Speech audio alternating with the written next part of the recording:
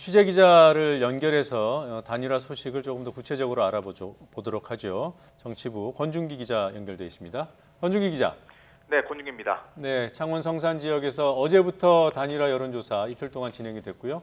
결국 정의당 여영국 후보가 됐군요. 그렇습니다. 이 선거를 9일 앞두고 이 정의당 여영국 후보가 이 창원 성산에서 민주당과 정의당의 단일 후보로 정해졌습니다.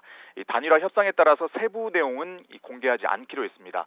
정의당은 단일화 직후 입장을 내고 이 고 노회찬 의원의 꿈을 이루고 또 민생 개혁을 하라는 창원 시민들의 뜻을 받아서 단일화를 이뤘다고 밝혔습니다. 정의당 여영국 후보는 잠시 후 고 노회찬 의원이 자주 찾던 창원 반송시장에서 단일화 결과에 대한 기자회견을 열 계획입니다. 오늘 단일화 결과에 따라 민주당 권민호 후보는 오늘 선관위에 사퇴서를 제출하고 정의당 여영국 후보가 범민주 진영의 단일 후보로 선거에 나서게 됐습니다. 내일부터는 투표용지 인쇄가 시작되는데 후보자 칸에는 민주당 후보가 빠지고 이 정의당 여 후보만 남게 됩니다. PK 지역 단 두 곳에서 치러지는 이번 재보선 지역 가운데 이 창원 성산은 이 범민주 진영의 단일화가 최대 변수로 꼽혔는데요. 공단 밀집 지역인 창원 성산에서 진보 진영의 표심이 강하게 작용하기 때문입니다. 하지만 이번 단일화가 완전한 건 아닙니다. 이 과거 선거를 보면 범민주 진영보다는 진보 정당끼리의 단일화가 더 큰 영향을 미쳤기 때문입니다.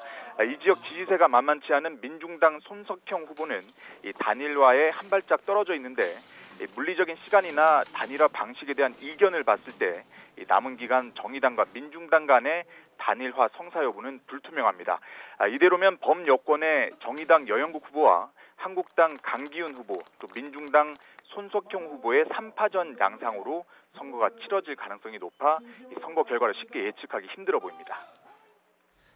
네, 그리고 이번 단일화 야당 반발도 좀 알아보죠. 한국당 입장 어떻습니까? 네, 한국당에서는 여론조사 결과가 나오기 전부터 민주당과 정의당의 단일화를 강하게 경계했습니다. 창원에 숙소를 마련해 총력 지원에 나서고 있는 황교안 대표는 국민 심판이 두려운 민주당이 유권자를 기만하는 이중대 밀어주기를 하고 있다고 말했습니다.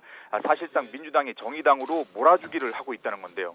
오늘 민주당 이해찬 대표가 베트남으로 출장 간 걸 두고 집권 여당이 의석 5석의 미니정당에 후보를 내주고 자신들은 발을 떼려고 하는 코미디 같은 일이라고 맹비난했습니다. 그러면서 유권자들은 결코 좌파 야합에 속지 않고 정권과 위장 여당을 무섭게 심판해 줄 거라고 강조했습니다. 나경원 원내대표도 민주당과 정의당의 단일화는 야합이자 집권당의 책임 회피라고 비판했습니다. 창원 시민을 무시하고 표심을 왜곡하는 선거에 나선 거라며 이참에 차라리 민주당과 정의당이 합치라고 말하기도 했습니다. 바른미래당 손학규 대표 역시 민주당의 허울 좋은 단일화 명목으로 정의당 후보에게 창원을 맡기겠다는 것으로 당락을 떠나서 문재인 대통령과 집권당의 책임 회피라고 꼬집었습니다. 지금까지 정치부에서 YTN 권윤기입니다.